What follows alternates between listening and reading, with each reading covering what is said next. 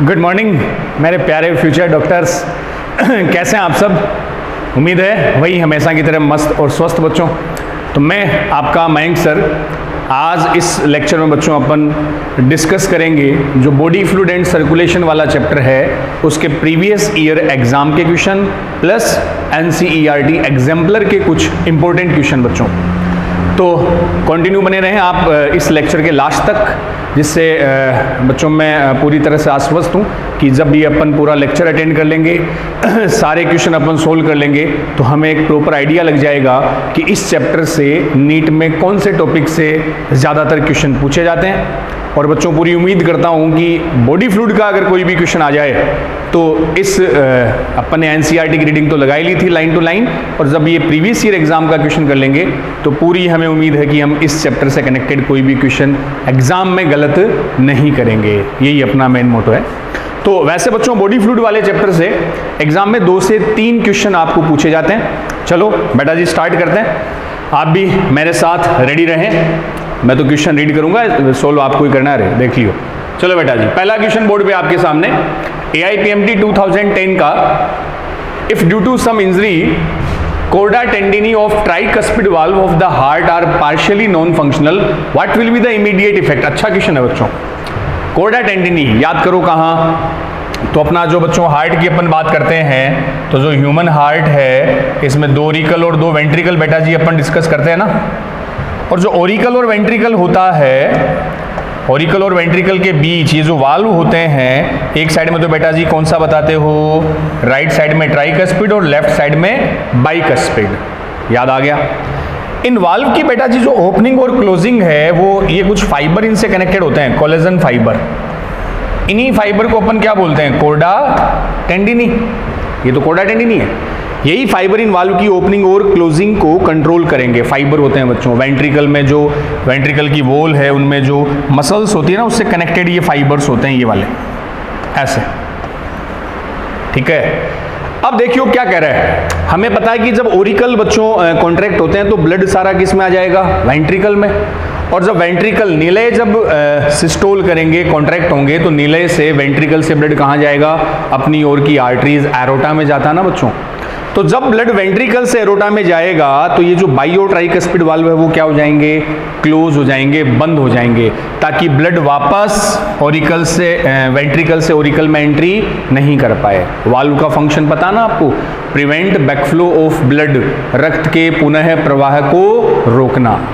अब देख लो आपसे क्या कह रहा है, if due to some injury chordae tendineae of tricuspid valve. Tricuspid का मतलब किस तरफ के, राइट साइड के बेटा जी, राइट साइड की अगर ये कोर्डा टेंडिनी डैमेज हो जाए, ट्राइकस्पिड तो राइट ऑरिकल और राइट वेंट्रिकल के बीच ही होता ना, तो अगर ये वाला कोर्डा टेंडिनी डैमेज हो गया तो बच्चों देखो क्या होगा, जब वेंट्रिकल सिस्टोल करेगा तो ट्राइकस्पिड प्रॉपर्ली क्लोज नहीं होगा, ट्राइकस्पिड प्रॉपर्ली क्लोज नहीं होगा क्योंकि राइट साइड के डैमेज हुए। जब प्रॉपर्ली क्लोज नहीं हुआ तो बच्चों क्या होगा, ड्यूरिंग वेंट्रिकुलर सिस्टोल, अब राइट साइड से ब्लड कहां जाना है, या आपने पढ़ रखा है, राइट साइड से जो ब्लड है बेटा जी वो कहां जाएगा, ये पल्मोनरी आर्टरी, क्योंकि राइट साइड में इम्प्योर ब्लड होता ना, वो पल्मोनरी ट्रंक, पल्मोनरी आर्टरी उसे ट्रांसफर करेगी कहाँ, लंग्स तक। लंग्स जहाँ ब्लड को क्या किया जाएगा, प्योर। लेफ्ट साइड से जो प्योर ब्लड है वो जाता है एरोटा के थ्रू डिफरेंट बॉडी ऑर्गन्स तक। तो जिस ब्लड को जाना तो इस पल्मोनरी आर्टरी में था, लेकिन ये कोर्डा टेंडिनी डैमेज हो गए तो बच्चों ये जो ट्राइकस्पिड वाल्व है वो प्रॉपर्ली क्लोज नहीं हुआ, तो उस ब्लड की कुछ अमाउंट वेंट्रिकल से वापस किस में चली गई, ऑरिकल में चली गई। नॉर्मली नहीं जाती, लेकिन कोर्डा टेंडिनी डैमेज हो गए तो कुछ अमाउंट में ब्लड का क्या हो गया, बैकफ्लो हो गया। अब जब ब्लड वापस ऑरिकल में आ गया तो बच्चों इस पल्मोनरी आर्टरी में जाने वाले ब्लड की अमाउंट क्या हो जाएगी, कम हो जाएगी, क्योंकि कुछ ब्लड वापस कहाँ आ गया, उस राइट ऑरिकल में। अच्छा क्वेश्चन। तो what will be the immediate effect क्या पड़ेगा, the pacemaker will stop working. ऐसे नोड से कोई कनेक्शन नहीं है बच्चों।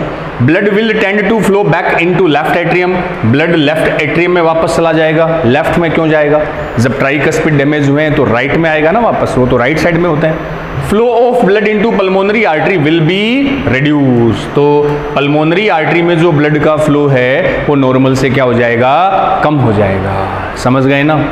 इस क्वेश्चन को बच्चों ऐसे भी पूछ सकता है अगला, ट्राइकस्पिड की जगह मान लो आपसे बोल दे बाइकस्पिड, ध्यान से सुन लो, बाइकस्पिड के कोर्डा टेंडिनी डैमेज हो जाए तो क्या होगा? सिंपल सी बात है बच्चों, बाइकस्पिड किधर होगा? लेफ्ट साइड में होगा। वो अगर डैमेज हो गए तो बाइकस्पिड प्रॉपर्ली बंद क्लोज नहीं होगा, तो थोड़ा सा जो ब्लड है वो लेफ्ट वेंट्रिकल से किस में आ जाएगा? वापस से लेफ्ट ऑरिकल में आ जाएगा। तो राइट लेफ्ट साइड से जो एरोटा आती है उसमें ब्लड का फ्लो कम हो जाएगा, महाधमनी में रक्त का प्रवाह है कम, अगर बाइकस्पिड के कोर्डा टेंडिनी डैमेज होते हैं तो। फोर्थ होता फिर flow of blood into aorta will be slow down, लेकिन ये ट्राइकस्पिड का क्या है? तो आंसर अपना क्या गया?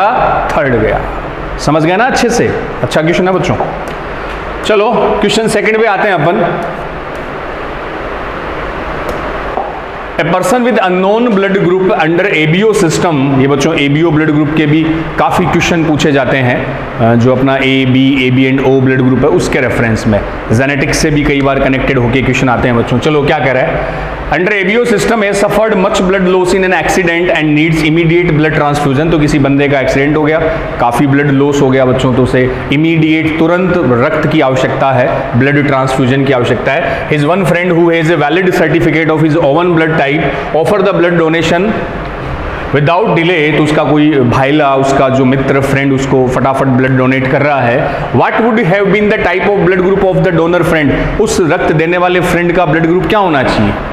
सडन बच्चों इमीडिएट ब्लड दे रहा है, बताइए इस दाता मित्र का रक्त समूह क्या होगा, कौन सा रहा होगा? तो क्वेश्चन की लैंग्वेज जरूर 5-7 लाइन की है, आंसर बिल्कुल सीधा सा है बच्चों, यूनिवर्सल डोनर, सार्वत्रिक दाता आप किसको बोलते हो? ब्लड ग्रुप ओ, और ओ में भी अगर थोड़ी सी डिटेल में चले बच्चों अपन तो यूनिवर्सल डोनर होता है O negative.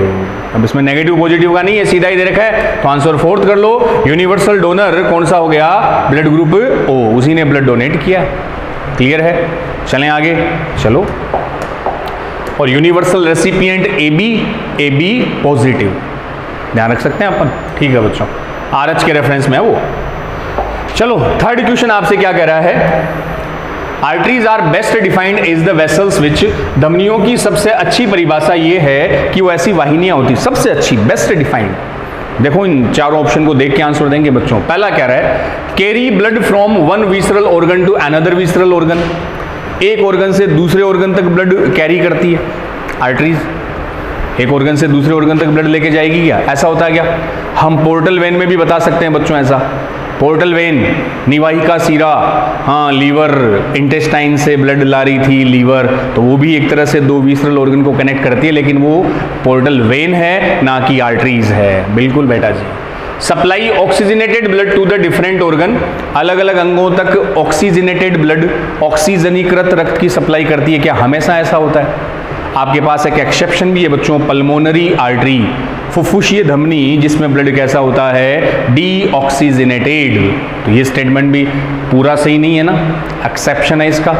Carry blood away from the heart to different organs, हमेशा ब्लड को हार्ट से दूर ऑर्गन की ओर ले जाती है। बिल्कुल बेटा जी, जब अपन हार्ट के बारे में स्टडी करते हैं तो जो आपका वेंट्रिकल्स होते हैं, भाई वेन और वेना के बाद ओरिकल्स में खुलती है और यहाँ से आर्टरी बाहर आती है, तो ये लो जो लेफ्ट साइड है वहाँ से तो बाहर आई एरोटा, जो क्या लेके जाएगी? प्योर ब्लड, और राइट साइड से बेटा जी कौन आई? पल्मोनरी आर्टरी, जो क्या ले जाएगी? Impure blood. तो हमेशा ब्लड को हार्ट से दूर लेकर जाती है, ये है blood away from the heart to different body organs.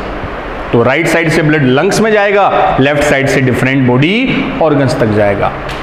Breakup into capillaries which reunite to form a vein, ये पोर्टल वेन के रेफरेंस में, यहाँ ये आर्टरी के रेफरेंस में सही नहीं होगा, तो अपना बेस्ट बच्चों आंसर इसमें क्या हो जाएगा? थर्ड हो जाएगा।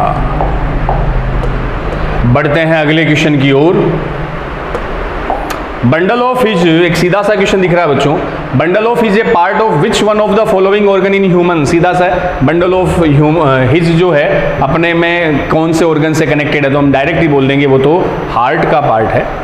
हार्ट में आता ना SA node, AV bundle, bundle of His, Purkinje fibre, ये वेंट्रिकल्स में होते हैं बच्चों, बंडल ऑफ हिज वेंट्रिकल में। चलिए याद आ गए होंगे। फिफ्थ क्वेश्चन आपका क्या कह रहा है, Which one of the following plasma protein is involved in the coagulation of blood? अच्छा क्वेश्चन, ब्लड में ऐसी कौन सी प्लाज्मा प्रोटीन है बच्चों जो कोगुलेशन ऑफ ब्लड से कनेक्टेड है, रक्त के स्कंदन थक्का बनने से कनेक्टेड है? बिल्कुल, फाइब्रिनोजन एंड प्रोथ्रोम्बिन, इनका रोल क्या था? Blood clotting protein. फर्स्ट ही कर दूं मैं, एल्ब्यूमिन तो वो ऑस्मोटिक प्रेशर को मेंटेन करने वाली है, एमाइलेज ये तो अलग एंजाइम हो गया, ग्लोब्यूलिन बच्चों डिफेंस प्रोटेक्शन वाली थी, एंटीबॉडी वाली। तो फर्स्ट आ जाएगा फिब्रिनोजन एंड प्रोथ्रोम्बिन, दोनों कैसी थी? Clotting protein. अगला, which one of the following statement is correct regarding blood pressure? Blood pressure के रिगार्डिंग कौन सा स्टेटमेंट करेक्ट है? रक्त दाब के संदर्भ में सही कथन। हिंदी वाले लाडेसर बच्चे भी देखते रहिए, कोई दिक्कत नहीं, सेम ही है बच्चों, है ना।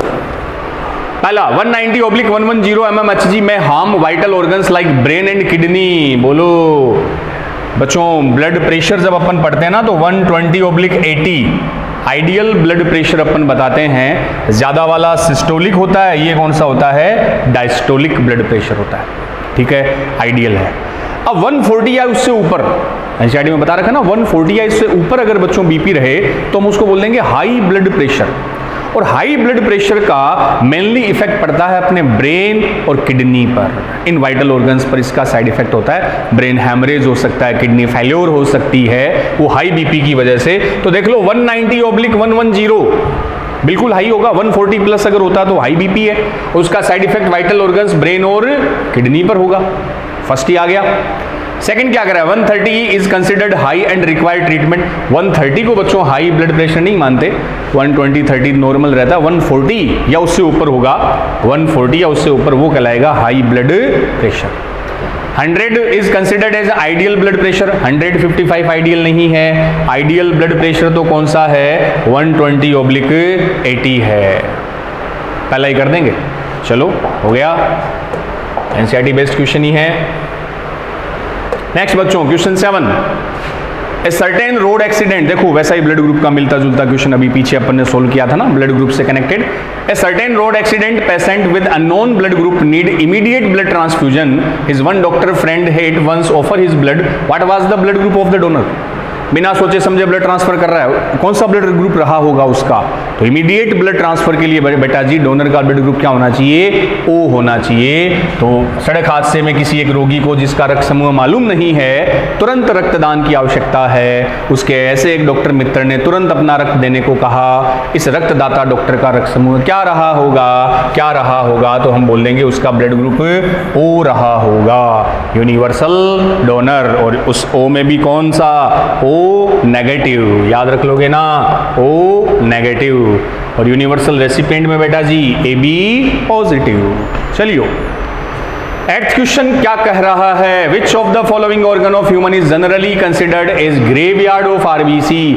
आरबीसी का कब्रिस्तान किसे कहते हो? तो हम बोल देंगे स्प्लीन। स्प्लीन क्या है? Graveyard of RBC. अरे आरबीसी का लाइफ स्पान कितना होता है बेटा जी? 120 डेज। 120 दिन के बाद आरबीसी कहाँ गई? प्लीहा स्प्लीन के पास गई, स्प्लीन ने आरबीसी को तोड़ा, हीमोग्लोबिन निकाला, आयरन ले लिया, वो बाकी से बाइल पिगमेंट बना दिया, बाहर कर दिया। तो ये सारा तोड़ फोड़ का काम स्प्लीन में। और स्प्लीन के लिए बेटा जी एक और वर्ड भी यूज करते हैं, ब्लड बैंक ऑफ बॉडी भी कंसिडर करते हैं इसको। स्प्लीन को आप क्या बोल सकते हो? ये वर्ड भी याद रख लेना, blood bank of body. Spleen RBC store भी करता है, इसके पास फैगोसाइटिक सेल्स होती है, मेसोडर्म का बना होता है, स्टमक के पास होता है। आपकी बॉडी में स्प्लीन कहाँ है? स्टमक का पड़ोसी है, स्टमक आमाशय के लेटरल साइड में। ठीक है, कर लेंगे सीधा ही क्वेश्चन, आंसर 4th आ गया। 9th क्वेश्चन थोड़ा सा जेनेटिक्स से कनेक्ट होके बच्चों, जेनेटिक्स में भी ब्लड ग्रुप एबीओ के बारे में दे रखा है, मल्टीपल एलील का एग्जाम्पल वो है। If 2 person with AB blood group marry and have sufficiently large number of children, these children could be classified as A blood group, AB blood group, B blood group in 1:1 ratio. Modern technique of protein electrophoresis reveal presence of both AB type of protein in AB blood group. This is in, अब question को lengthy कर दिया, simple सा last line में question पूछा है, AB blood group किसका example है? क्या कह रहा है, यदि ए बी रक्त समूह वाले दो व्यक्ति विवाहित होते हैं और उनके अधिक संख्या में बच्चे होते हैं, माता पिता दोनों का ब्लड ग्रुप ए बी है और कई बच्चे पैदा हुए, दे रखा है इसने, मैं नहीं कर रहा, क्वेश्चन में दे रखा है बाल को। इन बच्चों को ऐसे वर्गीकृत किया जाता है कि एक का ब्लड ग्रुप ए है, एक का ए बी है, एक का बी है, वो 1:1 रेशियो में हुआ है। तो A B blood group is example of, बोलो देखिए, वैसे तो सीधा ही है, कोडोमिनेंस होता है। मैं थोड़ा सा इसको करके भी बता दूं कि भाई दोनों का जो ब्लड ग्रुप है, दोनों पेरेंट्स का बेटा जी ब्लड ग्रुप क्या बताया, ए बी बताया। ए बी के लिए आपको जीनोटाइप लिखना आता है ना, आई ए आई बी, ये ब्लड ग्रुप में बताया मैंने आपको। इसका भी बेटा जी आ गया आई ए आई बी।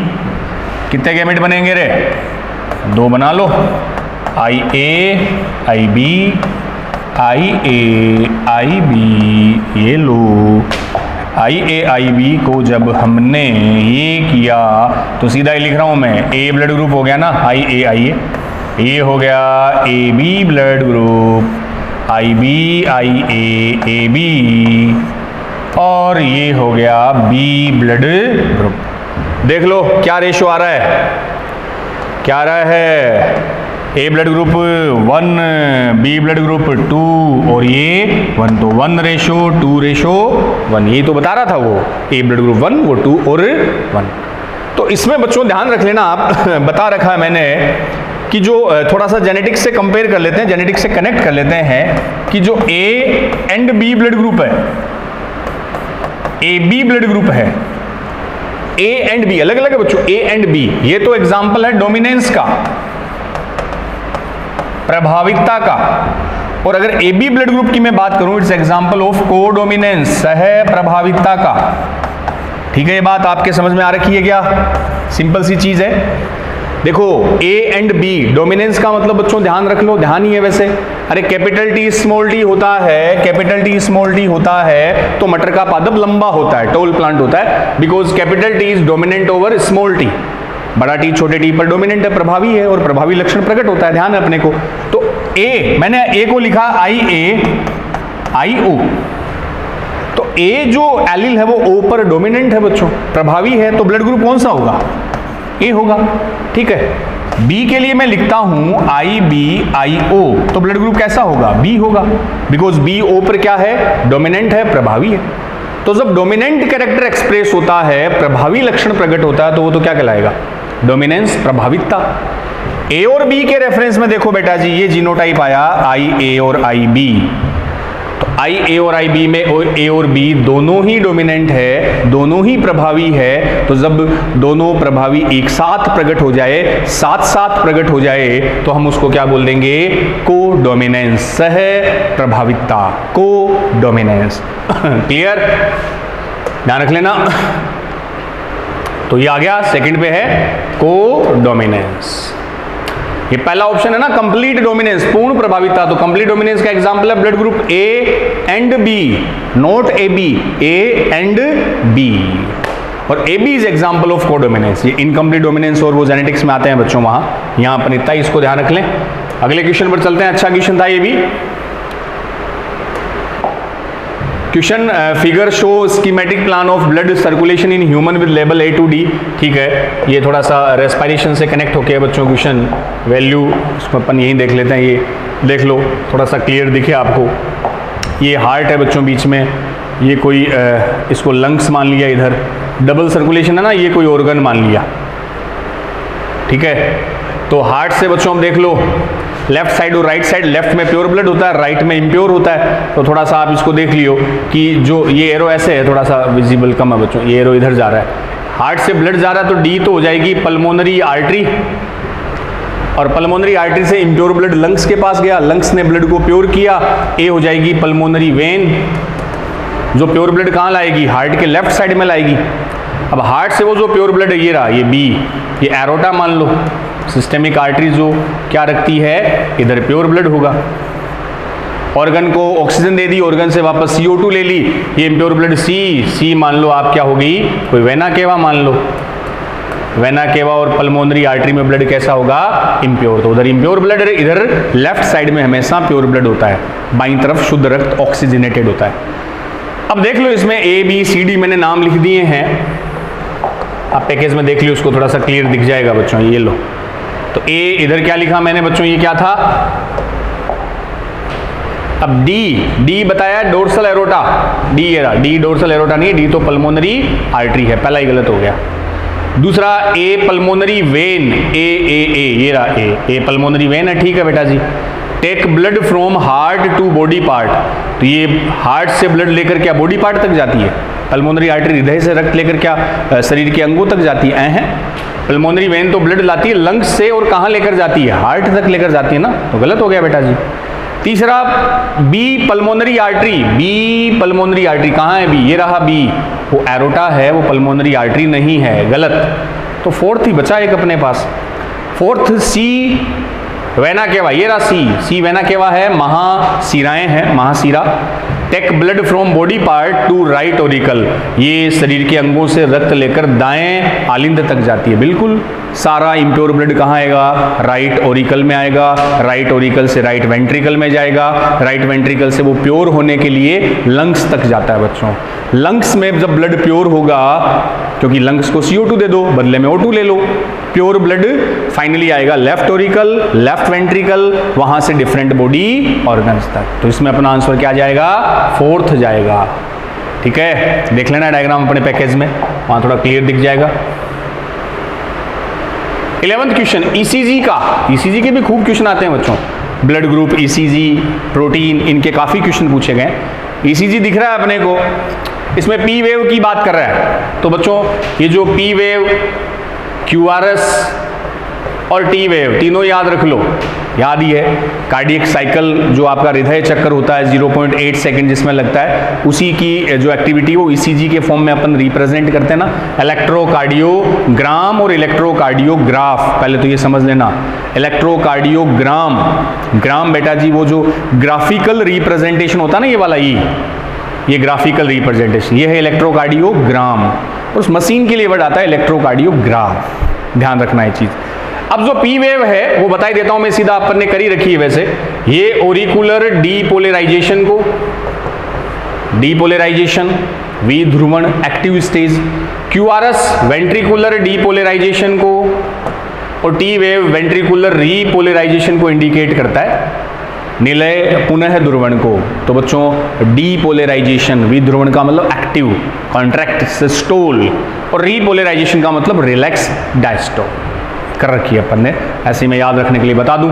तो कह रहा है कि the P wave represent, P wave की बात आ रही है, auricular depolarization, auricular systole, end of systole गलत, contraction of both the atria, second हो गया,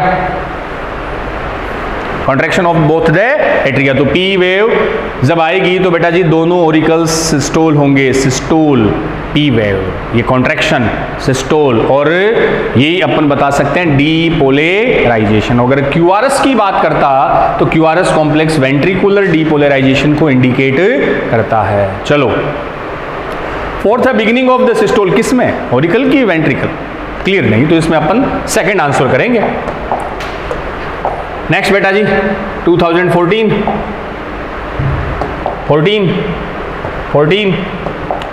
person with blood group AB is considered as universal recipient because AB blood group वाले बंदे को हम सार्वत्रिक ग्राही कहते हैं। क्यों कहते हैं? क्यों कहते हैं बोलो?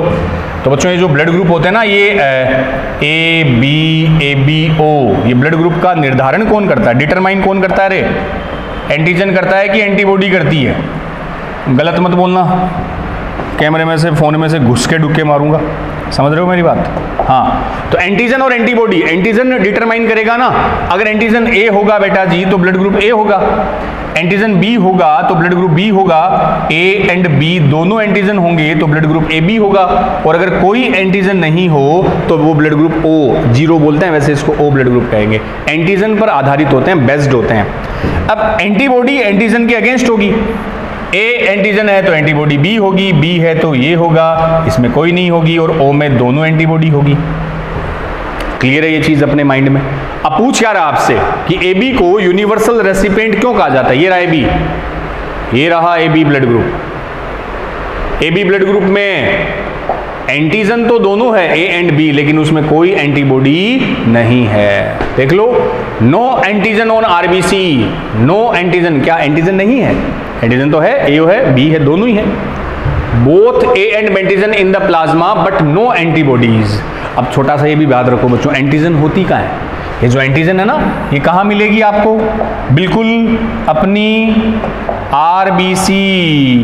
आरबीसी जो है उसकी सरफेस पे बेटा जी कौन होते हैं? एंटीजन। तो ये आरबीसी है, आरबीसी की सरफेस पे कौन होगा? एंटीजन। और उसके अगेंस्ट जो एंटीबॉडी है वो मिलती है ब्लड के प्लाज्मा में। ध्यान है ये चीज आपको। तो सेकंड कह रहा है both A and B antigen in the plasma. क्या प्लाज्मा में है दोनों एंटीजन? नहीं, वो किस पर है? आरबीसी पर है। Both A and B antigen on RBC but no antibodies in the plasma. Third हो गया, एंटीजन दोनों होगी लेकिन एंटीबॉडी नहीं होगी। और एंटीजन कहां होगी रे? आरबीसी की सरफेस पर होगी। क्लियर है फंडा? चलें अगले क्वेश्चन पर। चलो बेटा जी क्वेश्चन 13 पे अपन आते हैं। क्या कह रहा है आपसे? How do parasympathetic neural signal affect the working of the heart? दोनों हार्ट बच्चों देख लो, ऑटोनोमस नर्वस सिस्टम की दो ब्रांच है, सिंपैथेटिक नर्वस सिस्टम और पैरासिम्पैथेटिक नर्वस सिस्टम, अनुकंपी और परानुकंपी। बोलो देखे, सिंपैथेटिक से जब सिग्नल आएंगे तो हार्ट बीट क्या होगी? हार्ट बीट होगी फास्ट। और पैरासिम्पैथेटिक से जब सिग्नल आएंगे तो हार्ट बीट होगी स्लो। फिक्स है। और सिंपैथेटिक अनुकंपी से बच्चों एड्रेनलिन वो सब आते हैं जो हार्ट बीट बढ़ाते हैं। और पैरासिम्पैथेटिक से आपको बताया था एसिटाइल कोलिन जो हार्ट बीट को स्लो डाउन करता है। तो आपसे क्या पूछ रहा है? पैरासिम्पैथेटिक की बात कर रहा है तो हार्ट बीट पर क्या इफेक्ट पड़ेगा? देख लो, both heart rate and cardiac output increase थोड़ी होगी, डिक्रीज होगी। Heart rate decrease but cardiac output increase. ये कार्डियक आउटपुट का क्या लोचा है? ये लो, हृदय निकास दर याद आई? कार्डियक आउटपुट का फॉर्मूला था heartbeat multiply stroke volume. ये चैप्टर में सब बता रखे हैं अपन ने, heartbeat multiply stroke volume. तो अगर हार्ट बीट बढ़ेगी तो कार्डियक आउटपुट भी बढ़ेगा, डायरेक्टली प्रोपोर्शनल है ना। तो ऐसा थोड़ी होता है हार्ट बीट बढ़ जाए कार्डियक आउटपुट कम हो। हार्ट बीट बढ़ती है तो आउटपुट भी बढ़ेगा। अरे 1 मिनट में ईच वेंट्रिकल से निकलने वाले ब्लड की मात्रा याद आया क्या? Amount of blood pumped out from each ventricle in a minute, वो कार्डियक आउटपुट कहलाता है। देख लीजिए, ये नोट्स की बात है। तो third, reduce both heart rate and cardiac output. Third हो गया बच्चों, हार्ट बीट और कार्डियक आउटपुट दोनों ही कम होगा। चलिए, और अगर सिंपैथेटिक की कहता, अनुकंपी की कहता तो वो दोनों को इंक्रीज कर देता, बट पैरासिम्पैथेटिक की बात है तो डिक्रीज होगा। 14 क्या कह रहा है? Doctor use stethoscope to hear the sound produce during each cardiac cycle. Cardiac cycle में जो साउंड आती है बच्चों लब डब, उसे सुनने के लिए डॉक्टर कानों में क्या लगा के रखता है? स्टेथोस्कोप। बिल्कुल अपन बनेंगे, अपन भी रखेंगे ना। डॉक्टर का सिंबल है, निशानी है गले में, वो पट्टा नहीं, स्टेथोस्कोप मोथो। The second sound is heard when, दूसरी धमनी कब आएगी? अरे दो आती है, लब एंड डब, धक धक लब और डब, ये फर्स्ट साउंड है और डब सेकेंड साउंड है। बेटा जी पहली चीज, साउंड हमेशा वाल्व के बंद होने पर, जब वाल्व क्लोज होंगे तब साउंड आएगी, ओपन होने पे नहीं, क्लोज होने पे। तो फर्स्ट जो लब साउंड है वो तो कब आएगी? जब बाई और ट्राइकस्पिड वाल्व क्लोज होंगे, और सेकंड आएगी जब एसएलवी क्लोज होगा। यहाँ इतना ही बताई हुई बात है। तो बाई ट्राइकस्पिड जब क्लोज होंगे, वेंट्रिकुलर सिस्टोल होगा तो बाई ट्राइकस्पिड क्लोज, ताकि ब्लड वेंट्रिकल से वापस ओरिकल में नहीं जाए, वही प्रिवेंट बैकफ्लो ऑफ ब्लड। तो बाई ट्राइकस्पिड के क्लोज होने पर फर्स्ट साउंड कौन आई? लब। और एसएलवी सेमी लूनर वाल्व, अर्ध चंद्राकार कपाटों के बंद होने पर अगली साउंड कौन सी आई? डब। डब सेकंड है, लब फर्स्ट है। ये आपसे सेकंड साउंड की बात कर रहा है, डब की बात कर रहा है। तो कब? ventricular wall vibrate due to semilunar valve close down after the blood flow into vessels from the ventricle। तो ventricle से blood कहाँ गया? blood vessels में चला गया, उसके बाद SLV बंद हो गए ताकि artery से blood वापस ventricle में नहीं आए, बैक फ्लो ना हो।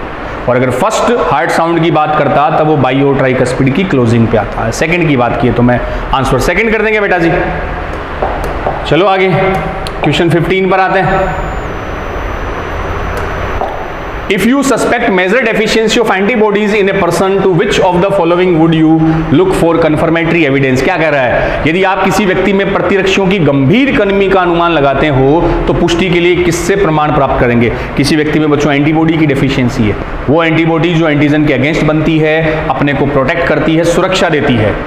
सारा खेल ही आजकल तो एंटीबॉडी का ही चल पड़ा है। कोरोना पेंडेमिक जब से आया बच्चों, ये कोवैक्सीन, कोविशील्ड, सारे आपकी बॉडी में जाके इम्यून सिस्टम से क्या बनवाते हैं, एंटीबॉडी बनाते हैं। वही एंटीबॉडी जो उस कोरोना वायरस से अपनों को क्या करेगी, प्रोटेक्ट करेगी। तो अगर किसी बंदे में एंटीबॉडी की कमी दिख रही है तो डॉक्टर चेकअप करने के लिए उसके ब्लड में क्या चेक करेगा, सोचो देखें।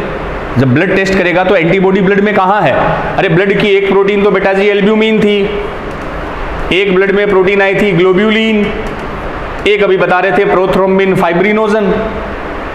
एल्ब्यूमिन का काम था ब्लड कोलोइडल ऑस्मोटिक प्रेशर को मेंटेन रखना।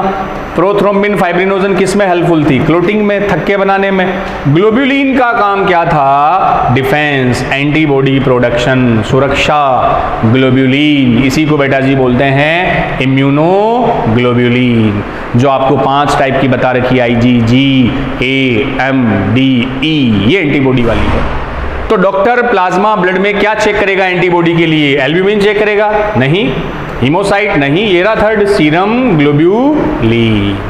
तो एंटीबॉडी बनाने की रेस्पॉन्सिबिलिटी किसके पास है, ग्लोब्यूलिन। अगर ग्लोब्यूलिन इनएक्टिव है, उनकी नंबर कम है, तो एंटीबॉडी प्रोडक्शन भी क्या होगा, कम होगा, इम्यूनोग्लोब्यूलिन। क्लियर बेटा जी। चलो अगले क्वेश्चन पे आते हैं। नेक्स्ट क्वेश्चन आपका बेसब्री से इंतजार कर रहा है। क्वेश्चन है 16, blood pressure in the pulmonary arteries. अच्छा क्वेश्चन, आर्टरी और वेन देख लो बच्चों। प्रेशर की अगर बात करूं तो ये जो बीपी होता है ना, ब्लड प्रेशर, ये किस में मेजर करते हैं, रक्तदाब का मापन आर्टरी में होता है कि वेन में होता है, गलत नहीं, सीधे से क्वेश्चन है। वो देखिए ना पुराने टाइप में वो रबड़ कफ बांध के बच्चों हाथ में प्रेशर डालते थे, फिर वो एक साथ में मीटर होता था, इसको बोलते हैं स्फिग्मोमैनोमीटर। बीपी मेजर के लिए क्या यूज करते हो, स्फिग्मोमैनोमीटर। उसमें मरकरी वो होती थी, उससे ब्लड प्रेशर को मेंटेन में मेजर किया जाता था। तो बीपी हमेशा मेजर होता है आर्टरी में, क्योंकि जब बच्चों वेंट्रिकल जब सिस्टोल होगा ना, वेंट्रिकल जब कॉन्ट्रैक्ट होगा, पिचकेगा, प्रकुंचन करेगा, तो ब्लड प्रेशर के साथ आर्टरी में बहेगा। तो जब आर्टरी की वॉल में बेटा जी ब्लड प्रेशर डालेगा तो ब्लड का आर्टरी की वॉल पे जो प्रेशर लगा वही बीपी है।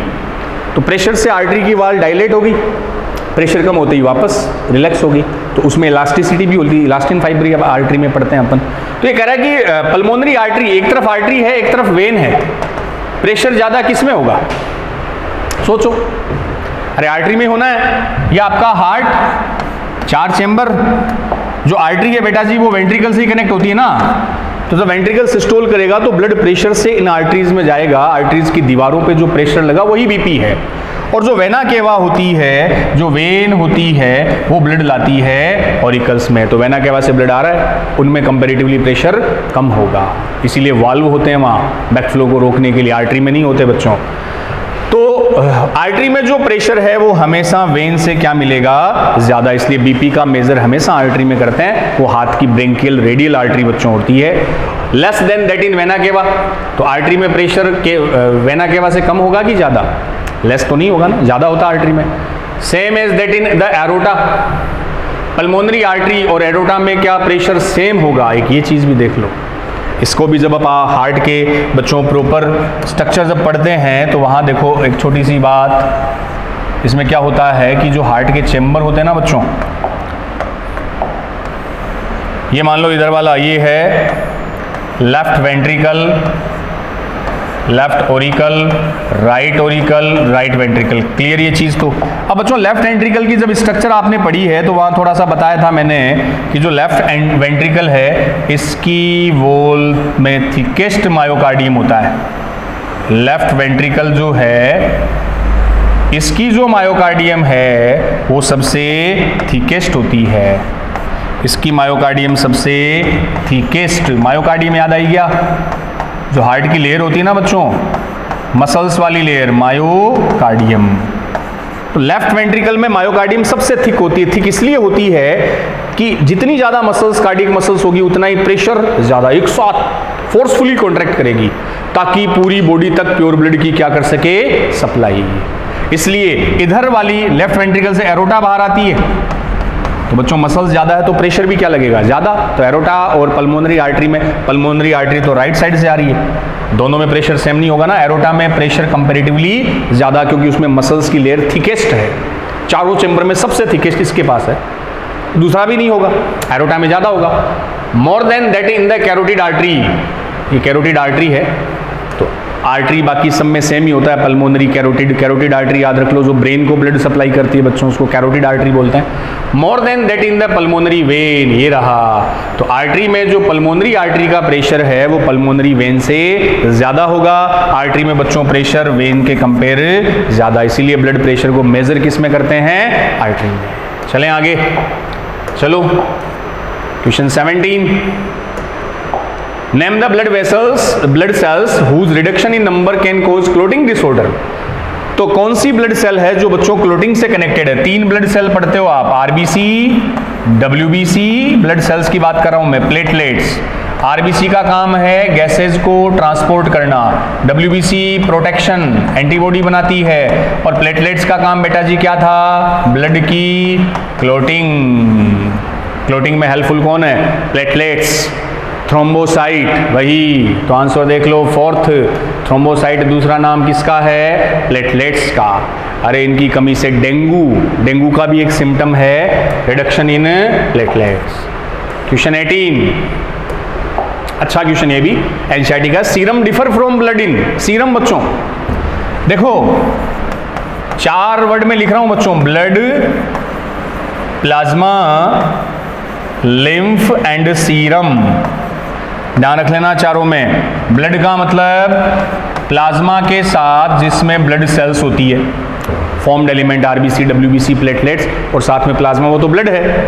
प्लाज्मा का मतलब बच्चों ब्लड में से क्या हटा दो, सेल्स हटा दो, आरबीसी डब्ल्यूबीसी हटा दो, वो प्लाज्मा रह जाएगा। लिम्फ का मतलब है तो प्लाज्मा, लेकिन साथ में कौन सी डब्ल्यूबीसी आ गई, लिम्फोसाइट आ गई, इसीलिए इसको लिम्फ बोल देंगे। और सीरम एक ऐसा फ्लूइड है जो प्लाज्मा ही है, लेकिन इसमें क्लोटिंग फैक्टर नहीं होते।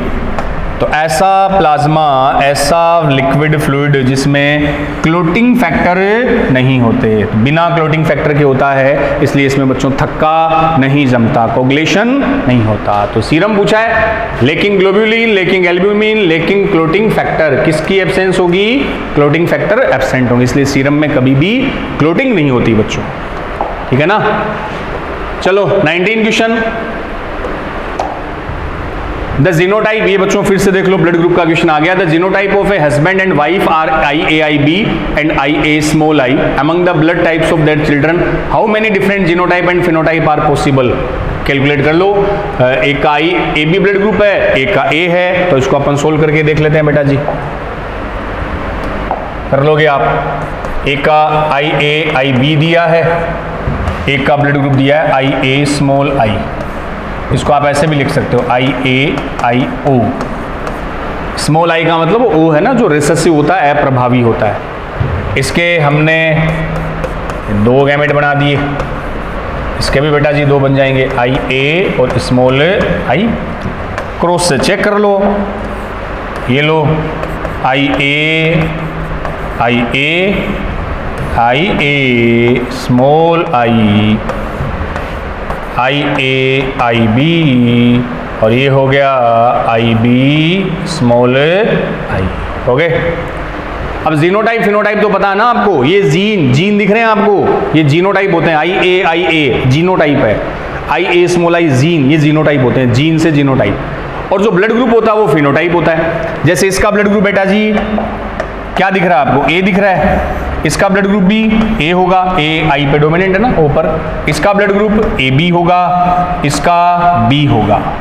तो जो ऊपर वाले हैं ना, ये सारे जीनोटाइप है, जीन है, और ये बेटा जी फिनोटाइप होते हैं, या तो लक्षण प्रारूप होते हैं।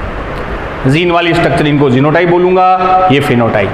तो पहले देख लो जीनोटाइप कितने हैं, एक ये रहा ऐसा, ये रहा, हालांकि दोनों ब्लड ग्रुप A है, लेकिन बच्चों जीनोटाइप अलग है, IA, ये है IA स्मॉल I, अलग अलग जीन है, एलील अलग अलग है। तो 1 2 3 4 जीनोटाइप कितने हैं, 4।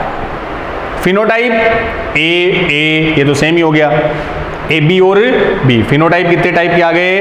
3 टाइप के। तो 4 जीनोटाइप और 3 फिनोटाइप। ये बता रखा है, वैसे जेनेटिक्स की चीज़ है, हमने यहाँ वैसे आप लोगों को बता दिया था बच्चों। तो देख लो, जीनोटाइप 4 थे, फिनोटाइप 3 थे। पहला ही ऑप्शन दिख रहा है, 4 type of genotype and 3 type of phenotypes. Clear? चलो जेनेटिक्स से मर्ज करके एक अच्छा क्वेश्चन, 20th क्वेश्चन करवा देता हूं आपको। Adult human RBC are enucleated. अपनी आरबीसी बच्चों केंद्रक विहीन होती है, पता अपने को, आरबीसी इन्यूक्लिएटेड है। Which of the following statement are most appropriate explanation for this feature. RBC में न्यूक्लियस नहीं होता, इस लक्षण की सबसे उचित व्याख्या करो। क्यों नहीं होता? न्यूक्लियस एब्सेंस का बेनिफिट क्या होता है वो बताओ बच्चों। तो जो आरबीसी है, आरबीसी जब मैच्योर होती है, बन रही होती है, उसमें से न्यूक्लियस हटा देते हैं। न्यूक्लियस ही क्या बच्चों?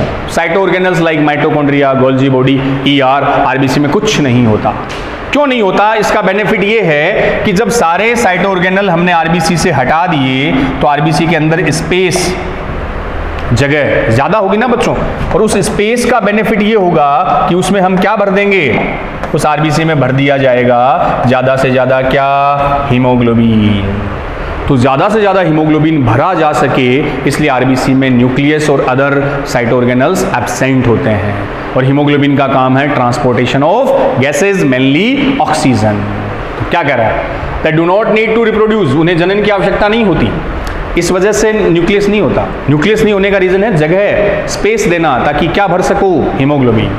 दे आर सोमेटिक सेल्स, और भी सोमेटिक सेल्स है, जर्म सेल के अलावा बॉडी की सारी सोमेटिक ही होती है। They do not metabolise, all their internal space is available for oxygen transport. तो जो अंदर का स्पेस है वो किसके लिए आएगा? ऑक्सीजन ट्रांसपोर्ट, ताकि मैक्सिमम जो स्पेस है वो हीमोग्लोबिन से भरा जा सके, और हीमोग्लोबिन किसको ट्रांसपोर्ट कर सके? ऑक्सीजन। तो डी सही है। डी का मतलब आंसर कौन सा गया? 3rd गया, ओनली डी। ठीक है बच्चों। अगले क्वेश्चन पे आते हैं अपन। अगला क्वेश्चन अपना 21st क्या कहता है आपसे, देखियो। The hepatic portal vein drains blood to liver from. क्या कह रहा है बच्चों की जो हिपेटिक पोर्टल वेन है वो drains blood to liver from. ये बच्चों हिपेटिक पोर्टल सिस्टम वाला क्वेश्चन है। अपन ने पढ़ा इस चैप्टर में जो यकृत निवाहिका तंत्र है बेटा जी, हिपेटिक पोर्टल सिस्टम। ध्यान आया क्या? पोर्टल सिस्टम में बेटा जी अपन क्या बताते हैं कि जैसे ये अपनी इंटेस्टाइन से जो वेन आई, हमें पता है बच्चों वैसे तो जो हर ऑर्गन से वेन आती है ना वो मेनली वेना केवा में एंटर करती है। कुछ ऑर्गन की जो वेन है बच्चों वो वेना केवा में एंट्री की बजाय पहले किसी दूसरे ऑर्गन में खुल जाती है, उसी को अपन क्या बोल देते हैं? Portal vein. और इससे बना जो सिस्टम है वो कहलाता है पोर्टल सिस्टम। तो इंटेस्टाइन की जो वेन है वो बेटा जी एंटर कर गई कहाँ? लीवर में। ठीक है, और इस इंटेस्टाइन और जो लीवर के बीच की वेन का ये कनेक्शन है, इसी को क्या बोला जाता है? Portal vein. जिस ऑर्गन में खुलती है उसी से आप नाम रख देते हो। लीवर में खुलती है तो हिपेटिक पोर्टल सिस्टम, किडनी में खुलती है तो हम बोलते हैं रेनल पोर्टल सिस्टम। हालांकि वो ह्यूमन में होता नहीं है बच्चों, अपने में ही होता है। तो लीवर में जो वेन आ रही है वो कहां से आ रही है? वो आ रही है अपनी इंटेस्टाइन से। तो ये कह रहा ना कि hepatic portal vein drains blood to liver from, कहां से ला रही है? वो ला रही है ब्लड फ्रॉम इंटेस्टाइन। हो गया सेकंड बेटा जी। चलें आगे, question 22nd। Match the column का क्वेश्चन दिख रहा है। क्या पूछ रहा है आपसे बच्चों? इसको मैच द कॉलम में मैच कर लो। देखे कॉलम फर्स्ट, ये ब्लड की प्रोटीन दे रखी है। प्रोटीन के भी कई बार क्वेश्चन बच्चों देख लो आप। फाइब्रिनोजन, फाइब्रिनोजन का काम बोलो blood clotting. Prothrombin fibrinogen clotting से रिलेटेड है स्कंदन। ग्लोब्यूलिन बच्चों बताया था डिफेंस मैकेनिज्म, एंटीबॉडी बनाने वाली सुरक्षात्मक।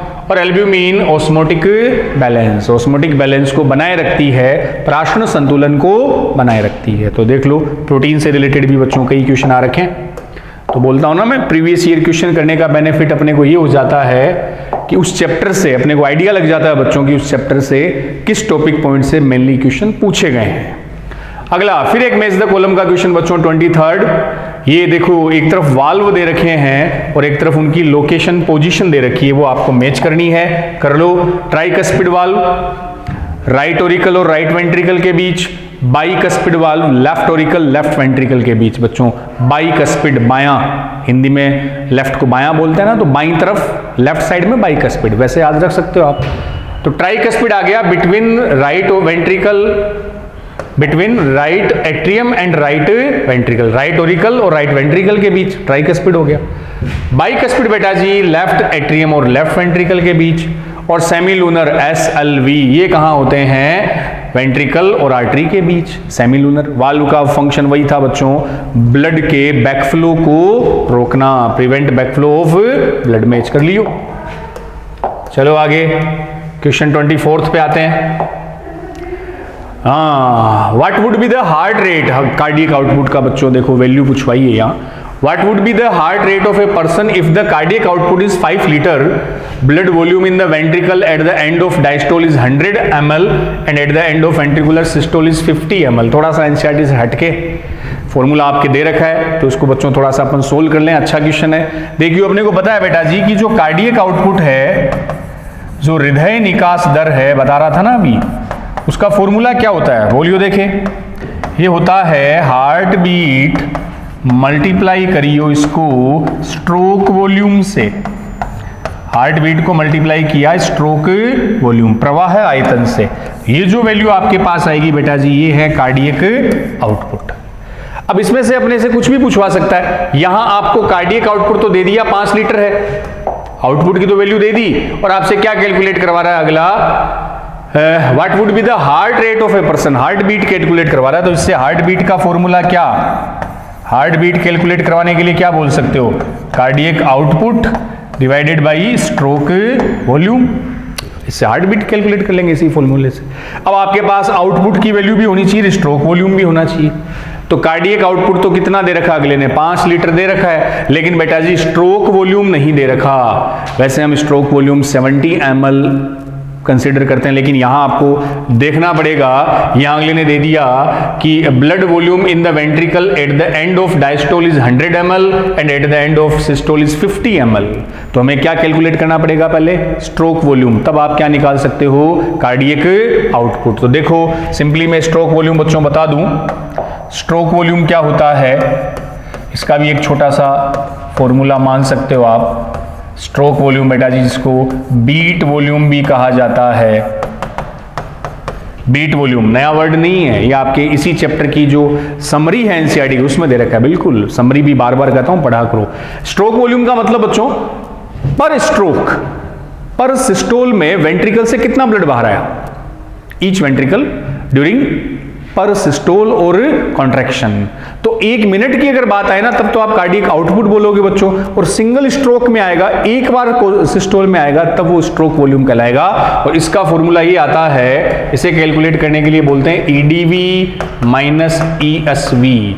ईडीवी बेटा जी होता है एंड डायस्टोलिक वॉल्यूम, और ये कहलाएगा and systolic volume. And diastolic और एंड सिस्टोलिक कि वेंट्रिकल के डायस्टोल के एंड में कितना ब्लड रह गया वेंट्रिकल में, और सिस्टोल के एंड में कितना ब्लड बच गया। तो डायस्टोल में तो ब्लड आएगा, सिस्टोल में ब्लड जाएगा। तो एंड डायस्टोलिक का मतलब डायस्टोल के एंड में रिमेनिंग अमाउंट ऑफ ब्लड, और बेटा जी एंड सिस्टोलिक का मतलब सिस्टोल के एंड में रिमेनिंग अमाउंट ऑफ ब्लड। तो अगले ने क्वेश्चन में दे रखा, आपसे देख लो, इसने दे रखा है कि blood volume in the ventricle at the end of diastole, diastole के एंड में कितना है 100 ml, और and at the end of ventricular systole कितना है 50 ml। तो 50 ml ये तो हो गया ESV और 100 ml हो गया EDV, एंड डायस्टोलिक वॉल्यूम। तो फॉर्मूला ये रहा, लगा दियो। ये 100 दे रखा है, ये 50 दे रखा है, तो स्ट्रोक वॉल्यूम आपके पास कितना आ गया 50 ml आ गया क्वेश्चन के अकॉर्डिंग। वैसे एनसीईआरटी में इसको 70 ml बता रखा है, कुछ नहीं दिया हुआ हो तो हम 70 ml लेंगे, लेकिन बेटा जी यहाँ दे रखा तो आपको कैलकुलेट करना पड़ेगा। अब आ जाओ वहीं क्वेश्चन पर, हो गया। तो कार्डियक आउटपुट कितना है 5 लीटर है, लीटर को बच्चों उसमें कन्वर्ट कर दो मिलीलीटर, 5000 मिलीलीटर, और ये कितना आ गया स्ट्रोक वॉल्यूम आ गया 50 ml। तो ये अपने हार्ट बीट कितनी आ जाएगी 100, ये रहा फर्स्ट ही हो गया, हार्ट बीट आ गई 100 बीट पर मिनट। समझ गए ना, अच्छा क्वेश्चन था। नेक्स्ट पे आओ, क्वेश्चन 25। फिर एक मैच द कॉलम का क्वेश्चन दिख रहा है बच्चों। पी वेव, ये लो ईसीजी के भी क्वेश्चन रिपीट हो रहे हैं, ईसीजी से कनेक्टेड क्वेश्चन भी बहुत बार आ गए। P wave, QRS complex, T wave, इनको मैच कर लो। पी वेव अभी बता रहा था मैं, depolarisation of atria, QRS depolarisation of ventricle, ढूंढ लो। तो पी वेव बेटा जी डीपोलराइजेशन ऑफ साइज ऑफ, ये रहा थोड़ा सा ये मिसमैच हो रहा है बच्चों, सेट नहीं, इधर का इधर आ गया, ये कंप्यूटर मिस्टेक है। तो पी वेव आ गया डीपोलराइजेशन ऑफ एट्रिया, ये एट्रिया इधर है ना, डीपोलराइजेशन ऑफ एट्रिया। तो पी वेव में फोर्थ आ गया depolarization of atria. QRS complex आ गया डीपोलराइजेशन ऑफ वेंट्रिकल, बी में फर्स्ट हो गया। टी वेव बेटा जी क्या शो करेगी, repolarization of ventricle. T wave का मतलब सिस्टोल, एंड ऑफ सिस्टोल हो गया ना, अब रीपोलराइजेशन, पुनः ध्रुवीकरण, डायस्टोल। और एक नया आया है रिडक्शन इन टी वेव की साइज में कमी, रिडक्शन होना, कोरोनरी इस्चेमिया। ये देखो क्या है, रीपोलराइजेशन ऑफ एट्रिया तो होता ही नहीं बच्चों। कोरोनरी इस्चेमिया में क्या होता है, देखो आपको जैसे बताते ना बेटा जी, ये जो टी वेव होती है, मान लो ये टी वेव है, टी वेव की लेंथ का भी इंपॉर्टेंस होता है। हेल्दी पर्सन में जैसे फिक्स टी वेव की लेंथ है, अगर बेटा जी टी वेव की लेंथ में रिडक्शन या डिक्रीमेंट आने लग जाए, वो छोटी होने लग जाए, और फाइनली अगर टी वेव फ्लैट हो जाए, याद आया क्या, अगर किसी बंदे की ईसीजी में टी वेव फ्लैट हो जाए, चपटी हो जाए, तो फ्लैट टी वेव का मतलब क्या हो गई, डेथ हो गई। तो टी वेव फ्लैट होने का मतलब डेथ। अब ये कह रहा है reduction of in T wave की जो लेंथ है उसमें धीरे धीरे कमी आ रही है, रिडक्शन आ रही है, मतलब कोई ना कोई हार्ट से रिलेटेड डिसऑर्डर है, हार्ट प्रॉपरली फंक्शन नहीं कर पा रहा है। तो एक बच्चों यहां आता है कोरोनरी इस्चेमिया में क्या होता है कि जो कोरोनरी आर्टरीज होती है, जो हार्ट से रिलेटेड आर्टरीज है ना, जो हार्ट को प्योर ब्लड की सप्लाई करती है बच्चों, कोरोनरी बोलते हैं, इन आर्टरी में ब्लॉकेज आ जाते हैं। ब्लॉकेज आने से प्रॉपर हार्ट की मसल्स को, सेल्स को प्रॉपर ब्लड की सप्लाई, सफिशिएंट ब्लड की सप्लाई नहीं होती, और जब हार्ट की मसल्स को O2 न्यूट्रिशन नहीं मिलेगा सेल्स को, तो हार्ट भी प्रॉपरली वर्क नहीं करेगा, उसको आप बोल दोगे कोरोनरी इस्चेमिया। इसी से बच्चों अगर लंबे टाइम तक रहे तो हार्ट अटैक भी हो सकता है। तो कहने का मतलब अगर हार्ट की नॉर्मल फिजियोलॉजिकल फंक्शन में कोई भी डिस्टरबेंस आ रहा है बच्चों, उसका इफेक्ट आ रहा है इस टी वेव पर, धीरे धीरे इसकी लेंथ आपको कम दिखेगी, और अगर ये पूरी तरह से फ्लैट हो गई मतलब हार्ट ने काम करना बंद कर दिया। क्लियर है, ठीक है। कोरोनरी आर्टरी वेन हार्ट से कनेक्टेड होगी ना। चलें आगे बच्चों, अच्छा क्वेश्चन ईसीजी का, क्वेश्चन 26 पर आओ। All the components of the nodal tissue are auto-excitable. Why does the SA node act as the normal pacemaker? Nodal tissue, ये लो, नोडल टिश्यू आए थे ना, कंडक्शन सिस्टम ऑफ हार्ट में बेटा जी, जो हार्ट बीट को स्टार्ट करता है, दो नोडल टिश्यू अपन बता सकते हैं, SA नोड और AV नोड। दोनों राइट ऑरिकल में होते हैं ना, SA नोड ऊपर होता है राइट कॉर्नर पे, AV नोड नीचे होता है, साइनोएट्रियल नोड और auricular ventricular node. Auto excitable का मतलब हुआ बच्चों स्व उत्तेजनशील, अपना हार्ट बीट खुद ही स्टार्ट करता ना, मायोजेनिक होता है, मायो का मीन मसल्स, कार्डियक मसल्स अपने आप हार्ट बीट स्टार्ट करती है, जनरेट करती है। तो ऑटो एक्साइटेबल है, अपने आप हार्ट बीट स्टार्ट करेगा। क्या कह रहा है, all the component of the nodal tissue are auto excitable. SA node और एवी नोड दोनों ही ऑटो एक्साइटेबल है, दोनों बीट को स्टार्ट कर सकते हैं। कैसे, अब ऐसे नोड के लिए आपको बताई थी बच्चों, एनसीईआरटी में भी है, ये पर मिनट कितने 70 to 75 एक्शन पोटेंशियल जनरेट कर सकता है 1 मिनट में, 70 to 75। जबकि एवी नोड की थोड़ी सी स्पीड इससे कंपेयर कम होगी, 40 to 60 पर मिनट। दोनों जनरेट कर सकते हैं, लेकिन ऐसे नोड 1 मिनट में 70 से 75 तक एक्शन पोटेंशियल, क्रिया विभव उत्पन्न कर सकता है। और बच्चों ऐसे नोड जितने एक्शन पोटेंशियल जनरेट करेगा उतनी आपकी हार्ट बीट होगी। नॉर्मली पर मिनट 72 टाइम्स अपनी हार्ट बीट होती है। तो है ऑटो एक्साइटेबल ऐसे नोड भी और एवी नोड भी, लेकिन क्या कर रहा है, पेस मेकर हम किसको बोलते हैं, ऐसे नोड को बोलते हैं। पेस मेकर तो ऐसे नोड ही है, क्यों, ये रहा, SA node has the highest rate of depolarisation, वो सबसे ज्यादा एक्शन पोटेंशियल जनरेट करेगा, वही हार्ट बीट को कंट्रोल करेगा। क्लियर बात। अरे जब आप फास्ट रन कर रहे हो बच्चों, भाग रहे हो, अपनी हार्ट बीट बढ़ जाती है, वो सिग्नल वैसे तो ब्रेन देता है, सिंपैथेटिक नर्वस से आते हैं, पीछे बताया था, लेकिन आएंगे ऐसे नोड के पास, तब ऐसे नोड अपनी हार्ट बीट को बढ़ा देगा। पेस मेकर हार्ट की बीट को कंट्रोल करने वाला, गति निर्धारक, गति को निर्धारित करने वाला, पेस मेकर का हिंदी वर्ड है गति निर्धारक। दूसरा, ऐसे node is the lowest rate, lowest नहीं है हाईएस्ट है, 70 से 75 बच्चों बताते हैं। SA node is the only component to generate the threshold, SA node भी नहीं, उसके अलावा भी ये एक्शन पोटेंशियल जनरेट करता है, एवी नोड भी करता है, तो इसमें अपना आंसर आ जाएगा फर्स्ट। क्लियर। नेक्स्ट बेटा जी अगले क्वेश्चन पे आते हैं। अगला question, the QRS complex in a standard ECG represent, सीधा से आ गया, पी वेव तो 4, atria depolarisation, QRS for ventricular depolarisation, ये रहा सेकंड डीपोलराइजेशन ऑफ वेंट्रिकल निलयों का विध्रुवण, विध्रुवण का मतलब सिस्टोल एक्टिव। चलिए बच्चों ईसीजी के भी काफी क्वेश्चन अपने को मिले। 29th एक फिर मैच द कॉलम का क्वेश्चन आपको दिख रहा है। एक तरफ बच्चों ब्लड की सेल्स दिखा रखी है, दूसरी तरफ उनके फंक्शन दिखा रखे हैं, ब्लड से कनेक्टेड क्वेश्चन। पहला दे रखा है इओसिनोफिल, डब्ल्यूबीसी होती है ना, ग्रेनुलोसाइट, ए ग्रेनुलोसाइट बच्चों, ग्रेनुलोसाइट में 3 नाम आते हैं, एसिडोफिल, बेसोफिल, न्यूट्रोफिल। एसिडोफिल का ही एक नाम और होता है इओसिनोफिल, इसी को बेटा जी क्या बोल सकते हो, एसिडोफिल बोल सकते हैं। इओसिनोफिल का रोल देख लो क्या रोल है, और बेसोफिल, न्यूट्रोफिल, लिम्फोसाइट सबके फंक्शन बच्चों देख रहे हैं। लिम्फोसाइट ध्यान आपको क्या बनाता है, एंटीबॉडी, तो लिम्फोसाइट तो हो गया इम्यून रेस्पॉन्स, हो गया एंटीबॉडी बनाता ना, टी और बी लिम्फोसाइट आप पढ़ते हो बच्चों। और न्यूट्रोफिल, न्यूट्रोफिल में देख लो, न्यूट्रोफिल का रोल था फैगोसाइटोसिस, मोनोसाइट और न्यूट्रोफिल हार्मफुल पैथोजन को फैगोसाइट करती है, खा पी के खत्म करती है, वो न्यूट्रोफिल बच्चों आ गया। और बेसोफिल, बेसोफिल का काम ब्लड की मास्ट सेल बोलते हैं बच्चों, मस्त तो क्या मास्ट सेल है ना, मास्ट सेल का काम होता है हिस्टामिन, सेरोटोनिन, हिपेरिन, वो काम ब्लड में कौन करती है, बेसोफिल। तो देख लो कहां है, रिलीज, हाँ हिस्टामिनेज है बच्चों, ये तो एंजाइम हो गया, एज लगने वाला एंजाइम, वो नहीं, रिलीज ग्रेन्यूल्स कंटेनिंग हिस्टामिन, ये आ गया। तो इसमें हिस्टामिन वाले ग्रेन्यूल्स रिलीज करती है कौन, बेसोफिल। और ए आ गया ये इओसिनोफिल, ये आ गया हिस्टामिनेज डिस्ट्रक्टिव एंजाइम। ये बच्चों वो इओसिनोफिल जो होती है ना, ये अपन बताते भी हैं कि वो रेजिस्ट इन्फेक्शन होती है। इओसिनोफिल एलर्जी वगैरह के टाइम बच्चों इसका सिक्रीशन ज़्यादा रहता है, या कोई पैरासिटिक एंडोपैरासिटिक इन्फेक्शन होता है तभी आती है। इन एंजाइम्स वगैरह को, रिडक्शन एंजाइम्स को ये रिलीज करवाती है। और वही इओसिनोफिल बच्चों एसिडोफिल, हाँ एसिडोफिल जो अपन बता देते हैं ना, याद रख लियो, एनसीईआरटी में बता रखा है, रेजिस्ट इन्फेक्शन और एलर्जी के टाइम। एलर्जी के टाइम अगर एंटीबॉडी आपसे पूछ ली जाए ना, तब तो आपका आंसर हो जाएगा IgE। और ब्लड डब्ल्यूबीसी सेल्स की बात आए तो इओसिनोफिल या तो एसिडोफिल। तो देख लो मेज द कॉलम कर लेना, इसके अकॉर्डिंग ए में 3rd 4th आ रहा आंसर। क्लियर है, चलें आगे।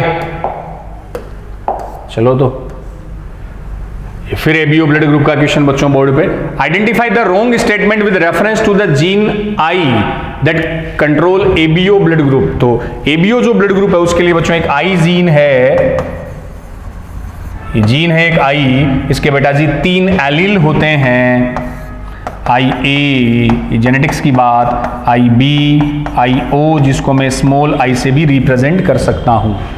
अब जो IA है बेटा जी, ये तो कौन सा एंटीजन, A बता रहा था, IB B एंटीजन को रिप्रेजेंट करता है, IO किसी भी एंटीजन को नहीं बता रहा था, बताया था ब्लड ग्रुप में। तो देख लो इस आईबीओ ब्लड ग्रुप की जीन के बारे में क्वेश्चन आ रहा है, a person will have only 2 of the 3 allele. तो देखो बच्चों जीन होते हैं ना, जीन के फॉर्म होते हैं, अल्टरनेटिव फॉर्म ऑफ जीन उनको एलील बोलते हैं, हिंदी में युग्म विकल्पी। जेनेटिक्स में पढ़ा ना अपन ने, पढ़ाया आपको। जैसे मैंने लिखा कैपिटल T स्मॉल t, आप ऐसे समझ लो, ये पी प्लांट मटर के पादप वाली है ना, capital T small t, plant toll होगा, लंबा होगा। ये बेटा G capital T small t एक पूरी जीन है, एक पूरी जीन है।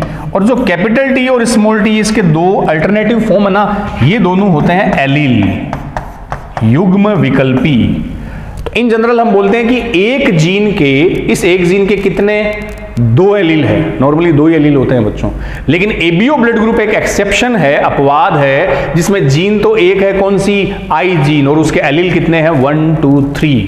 या एक जीन के 3 एलील होते हैं ब्लड ग्रुप के रेफरेंस में, इसलिए इसको मल्टीपल एलील भी कहा जाता है, बहुयुग्म विकल्पिता। वर्ड ही बता रहा हूं, बाकी जेनेटिक्स में डिटेल की बातें। यहां बस इतना समझ लो बच्चों की एक जीन के नॉर्मली 2 एलील, लेकिन यहां एक जीन के एलील कितने दिख रहे हैं अपने को?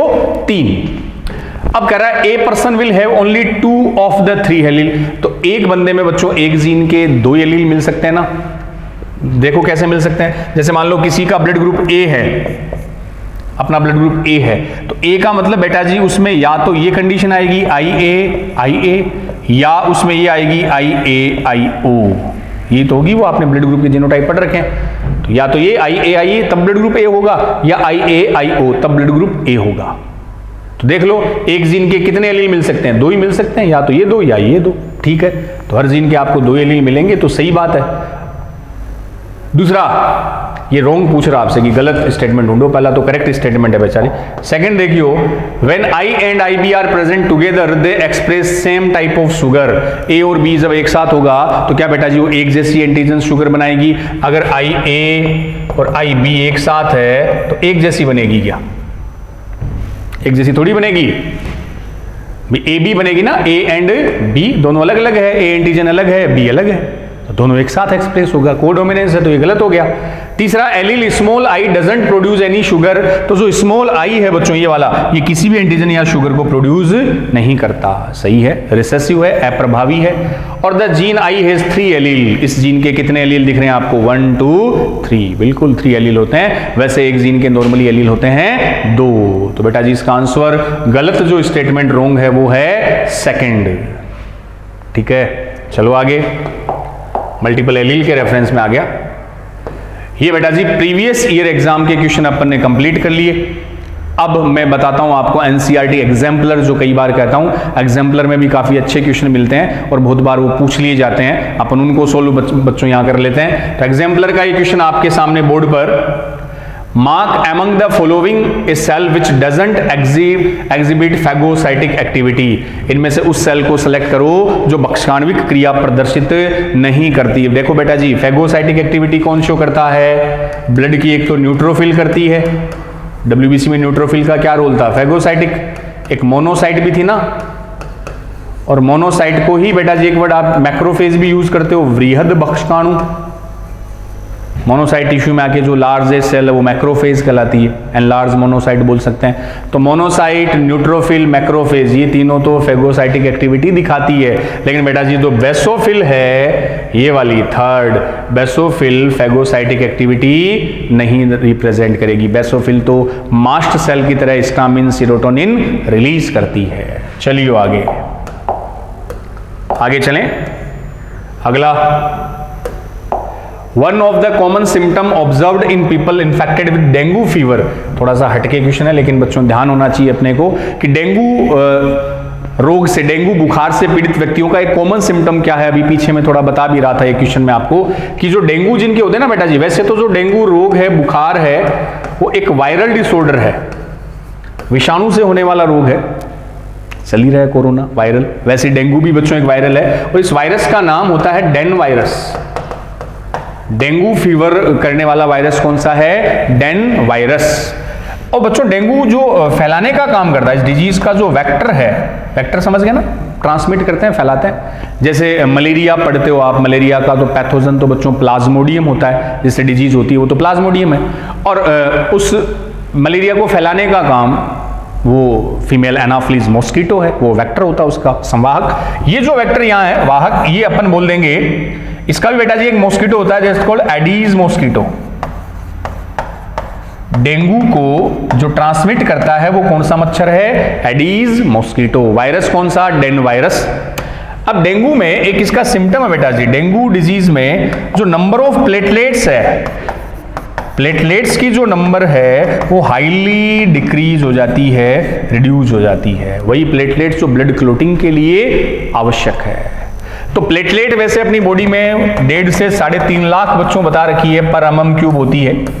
अगर इनकी नंबर 50,000, 30, 40 तक आ जाए, मतलब अत्यंत इनमें रिडक्शन आ जाए, हाईली रिड्यूस हो जाए नंबर ऑफ प्लेटलेट, तो वो इंडिकेशन है किसका? डेंगू फीवर का।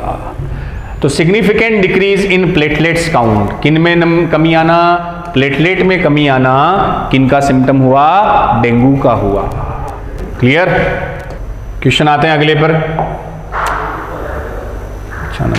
Mark the pair of substance among the following which is essential for coagulation of blood. उन सबस्टेंस पदार्थों की बात करो बच्चों जो ब्लड क्लोटिंग के लिए, कोगुलेशन ऑफ ब्लड के लिए आवश्यक है, रक्त स्कंदन के लिए आवश्यक कौन कौन से केमिकल रसायन, उनकी बात करो। पहला ऑप्शन हिपेरिन। क्या हिपेरिन क्लोटिंग में सहायक होता है? हिपेरिन तो बेटा जी एंटी कोगुलेंट होता है जो स्कंदन को रोकता है ना। Calcium ion and platelets factor, calcium ion जिसको हमने बोला था फोर्थ क्लोटिंग फैक्टर, याद आया? क्लोटिंग में बच्चों 13 फैक्टर आते हैं जिनको आप रोमन नंबर में लिखते हो ऐसे 13 फैक्टर, उसमें फोर्थ नंबर पे कौन है? कैल्शियम आयन होता है।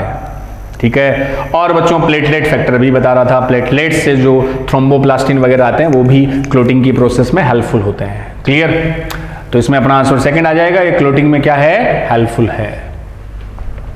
और ये जो ऑक्जेलेट और सिट्रेट है ना, ये देखो थर्ड ऑप्शन बच्चों, ऑक्जेलेट और सिट्रेट, ये ध्यान रखिए जो ब्लड डोनेट करते हैं ना ब्लड बैंक में, जब बच्चों ब्लड को डोनेट किया जाता है, खून ब्लड डोनेट करते हैं तो वो ब्लड को बच्चों एक पॉली बैग में से रखते हैं ना डॉक्टर वगैरह, तो अपने को पता है कि ब्लड की नेचर है जैसे ही वो बॉडी के बाहर आता है उसमें क्लोटिंग हो जाती है, जम जाता है, थक्का बन जाता है।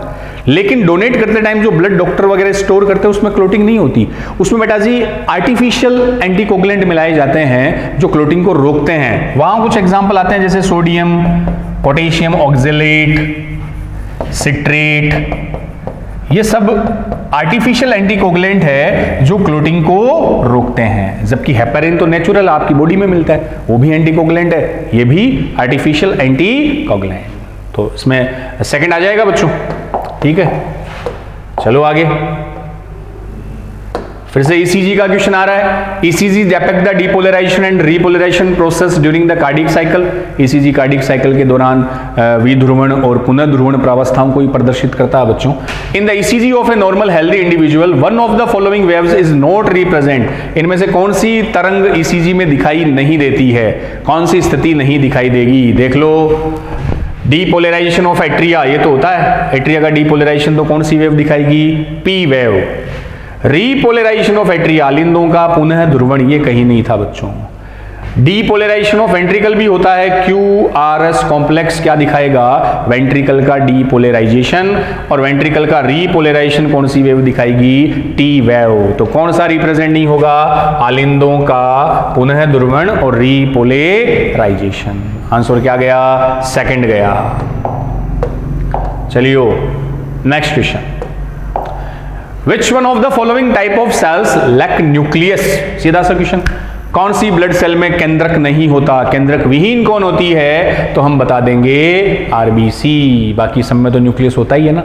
आरबीसी और प्लेटलेट्स में बच्चों ध्यान रख लेना, आरबीसी और प्लेटलेट्स में भी न्यूक्लियस नहीं होता।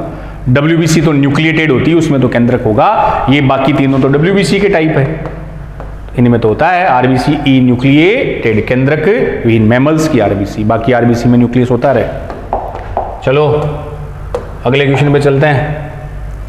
37 Which one of the following blood cells is involved in antibody production? फिर से सीधा क्वेश्चन, एंटीबॉडी प्रोडक्शन में किसका रोल है? सीधा तो क्या है, थोड़े ऑप्शन दे रखो। तो एंटीबॉडी प्रोडक्शन आती है बच्चों हेल्थ डिजीज से, थोड़ा सा कनेक्ट कर दूं मैं। एंटीबॉडी प्रोडक्शन में किसका रोल है? कौन सी डब्ल्यूबीसी काम आएगी? लिम्फोसाइट। कितने टाइप की बेटा जी पढ़ी थी आपने? 2 टाइप की, टी लिम्फोसाइट और बी लिम्फोसाइट। क्या रोल था याद करो। जैसे ही कोई बाहर फॉरेन एंटीजन पैथोजन बॉडी में घुसता है तो सबसे पहले एक्टिवेट उसके अगेंस्ट ये टी सेल होगी। टी सेल बच्चों उस एंटीजन, उस फॉरेन पार्टिकल्स और का पता लगाएगी, रेकी करेगी, सब कुछ जांच करेगी।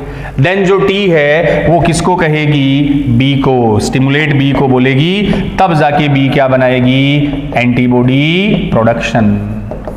तो ध्यान आई ना बात, एंटीबॉडी बनाने का एक्चुअल काम किसका है? बी लिम्फोसाइट का। और बी से एंटीबॉडी बनवाएगी कौन? टी। बनवाती टी है लेकिन प्रोडक्शन खुद कौन करेगी? बी लिम्फोसाइट करेगी। तो क्या पूछा आपसे? एंटीबॉडी प्रोडक्शन किसका काम है? तो हम बोलेंगे बी लिम्फोसाइट। और उससे बनवाती या प्रोड्यूस करवाती कौन है? टी। टी बोलेगी तो बच्चों बी एंटीबॉडी प्रोड्यूस करती है। नेक्स्ट क्वेश्चन पे आए अपन 38। The cell involve in inflammatory reaction, प्रतिशोधकारी सूजन वाली अभिक्रियाओं में किसका रोल है? हाँ, इन्फ्लामेटरी एंटी इन्फ्लामेटरी रिएक्शन में बेसोफिल है। ये एनसीईआरटी के फंक्शन दे रखे हैं बच्चों, तो सीधा इसका आंसर आ गया बेसोफिल। न्यूट्रोफिल तो फैगोसाइट थी, एसिडोफिल वो रेजिस्ट इन्फेक्शन थी, और लिम्फोसाइट का काम अभी बताया था एंटीबॉडी प्रोडक्शन। फर्स्ट आ गया बेसोफिल, जो ब्लड की मास्ट सेल की तरह रोल करती है। अगला question 39। The second heart sound dub is associated with the closure of, पहले भी ऐसा क्वेश्चन था, देख लो एग्जाम्पलर से कनेक्टेड क्वेश्चन पूछ लिए जाते हैं। तो लब और डब दो हार्ट की साउंड थी बच्चों, और हमने बताया था हार्ट साउंड हमेशा वाल्व के क्लोज होने पर आती है। लब का रीजन था closing of by and tricuspid valve, और डब का रीजन था closing of SLV valve, semi lunar valve. तो डब की बात कर रहा है। सेकंड आ गया, किसकी क्लोजिंग पर आएगा? अर्ध चंद्राकार कपाट, जिसको शॉर्ट में एसएलवी कहते हैं। Next 40। Which of the following correctly explain a phase event in cardiac cycle in a standard electrocardiogram? ECG cardiac cycle का फिर वही क्वेश्चन कि क्यूआरएस कॉम्प्लेक्स क्या बताएगा? क्यूआरएस कॉम्प्लेक्स बेटा जी indicate atrial contraction. QRS complex atrial contraction बताएगा क्या? क्यूआरएस कॉम्प्लेक्स तो वेंट्रिकुलर डीपोलराइजेशन और कॉन्ट्रैक्शन बताता ना, गलत हो गया। QRS complex indicate ventricular contraction, ये लो सेकंड आ रहा है। क्यूआरएस कॉम्प्लेक्स आपको क्या बता रहा है? निलय संकुचन दिखा रहा है, ठीक है। तीसरा देख लो, time between S and T represent atrial systole. S और टी के बीच का टाइम एट्रियल सिस्टोल को रिप्रेजेंट करता है क्या? बना के देख लो, ये रहा, ये तो थी, ये मान लो बेटा जी, ये wave P Q R S T ये थी। तो क्या कर रहा है? टाइम बिटवीन एस और टी, ये एस और टी के बीच का टाइम, एस टी इंटरवल भी इसको बोल देते हैं। तो एस और टी के बीच के टाइम में एट्रियल सिस्टोल हो रहा था क्या? वो तो यहां हो रहा ना। पी वेव रिप्रेजेंट करती है किसको? एट्रियल सिस्टोल को, तो गलत है। P wave indicate beginning of ventricular contraction, गलत। पी वेव तो ऑरिकुलर सिस्टोल से कनेक्टेड है, तो अपना आंसर क्या गया? सेकंड गया बेटा जी। अगले क्वेश्चन पे आते हैं, सेकंड लास्ट है शायद 41 पे बच्चों।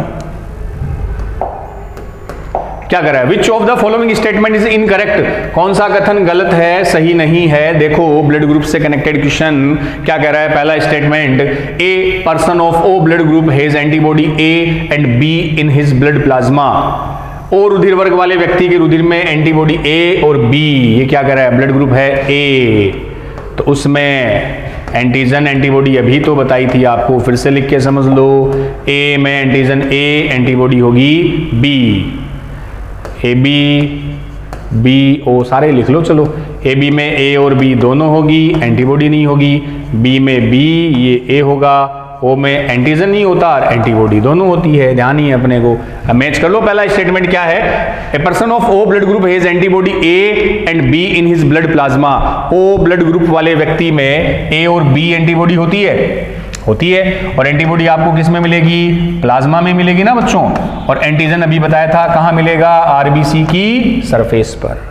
पहला तो सही स्टेटमेंट, एंटीबॉडी ए और बी दोनों ही होगी प्लाज्मा में, क्लियर। लेकिन ये आपसे इनकरेक्ट पूछ रहा है बच्चों, हाँ वो तो करेक्ट हो गया ना पहला। दूसरा देखो, a person of B blood group can't donate blood to a person of A blood group. B blood group का बंदा ए को ब्लड नहीं दे सकता है। ब्लड लेना देना अपने को पता है ना, ऐसे एक सिंपली बता ही देते हैं ना अपन कैसे, ध्यान ही होगा बच्चों। ए बी लिखा मैंने, यूनिवर्सल डोनर, एक तरफ ओ लिख दिया मान लो, तो हो जा चेंज। एक तरफ बेटा जी इधर ए लिख दिया और इधर बी लिख दिया। अब अपने को पता ही है कौन किसको ब्लड दे सकता है, तो जो ओ है वो यूनिवर्सल डोनर हुआ, एज एरो से मैं समझ लूंगा। ए बी यूनिवर्सल रेसिपिएंट हुआ, तो ओ सबको ब्लड दे सकता है, ए बी सबसे ब्लड ले सकता है, एरो की डायरेक्शन ब्लड ट्रांसफर को। और सब अपने आप से तो ब्लड ले ही सकते हैं, ओ अपने आप से ले सकता है, ए खुद से ले सकता है, ए बी भी अपने आप से, और बी भी अपने आप से ले सकता है। तो लाइन ये है ना कि ए ब्लड ग्रुप वाला बंदा बच्चों बी को ब्लड नहीं दे सकता, ए ब्लड अपने आप को रख दे सकता है और ए बी को ब्लड दे सकता है। ठीक है, ये चीज पता आपको। चलो क्वेश्चन क्या कर रहा है, तो a person of B blood group can't donate blood to a person of A blood group, बिल्कुल सही है। बी ब्लड वाला ए को ब्लड नहीं दे सकता, क्लियर है। Blood group is designated on the basis of the presence of RH antibody in the blood plasma. Blood group इस रक्त समूह का निर्धारण रुधिर में विद्यमान RH एंटीबॉडी के आधार पर किया जाता है। गलत बच्चों, एंटीबॉडी के आधार पर नहीं किया जाता। ब्लड ग्रुप का निर्धारण तो कौन करेगा? एंटीजन करेगा, जो आरबीसी की सरफेस पर एंटीजन ए है तो ब्लड ग्रुप ए, बी है तो बी, दोनों है तो ए बी, कोई नहीं तो ओ। ठीक है, ये गलत हो गया। Fourth, a person of A B blood group is universal recipient. बिल्कुल, ए बी ब्लड ग्रुप को आप सार्वत्रिक ग्राही यूनिवर्सल रेसिपिएंट बोलते हो, तो इनकरेक्ट पूछा है तो अपना आंसर गया थर्ड। बाकी तीनों स्टेटमेंट इसके करेक्ट है। चलो बढ़ते हैं अगले क्वेश्चन की ओर। Last question, What would be the cardiac output of a person having 72 heartbeat per minute and a stroke volume of 50 ml? देखो वही एग्जाम में भी ऐसा ही क्वेश्चन था, यहां सीधा पूछ लिया। कार्डियक आउटपुट ही कैलकुलेट करवा रहा है आपके पास, फॉर्मूला वही है, हार्ट बीट को मल्टीप्लाई कर लो स्ट्रोक वॉल्यूम से, वैल्यू रख दो बेटा जी। कार्डियक आउटपुट में हार्ट बीट कितनी दे रखी है? 72 और स्ट्रोक वॉल्यूम दे रखा है 50। जब कैलकुलेट करोगे तो ये आ गया 3600 मिलीलीटर। देख लो कहाँ है? सेकंड में है, तो अपना आंसर क्या गया? सेकंड। ठीक है, तो आज बेटा जी अपन ने body fluid and circulation chapter के प्रीवियस ईयर एग्जाम के साथ साथ कुछ इंपॉर्टेंट एनसीईआरटी एग्जाम्पलर के भी क्वेश्चन सॉल्व किए। तो बच्चों इस क्वेश्चन बैंक से अपनी पूरे उस चैप्टर की एक तरह से पूरा चैप्टर मैं कोशिश करता हूं कि बेटा जी रिवाइज हो जाए। उन इन्हीं क्वेश्चन से कुछ इंपॉर्टेंट बातें भी मैं आपको एक बार रिकॉल भी करवा देता हूं। तो उम्मीद करता हूं इस एग्जाम वाले इस लेक्चर को आपने अच्छे से देखा, सुना, समझा होगा। मिलता हूं बेटा जी मैं आपको अगले लेक्चर में किसी दूसरे चैप्टर के ऐसे प्रीवियस ईयर एग्जाम क्वेश्चन की प्रैक्टिस करवाने के लिए आप लोगों के साथ आऊंगा। तब तक के लिए वही मस्त रहे, स्टडी में व्यस्त रहें, स्वस्थ रहें, अपने और अपनों का ख्याल रखें। थैंक यू, जय हिंद।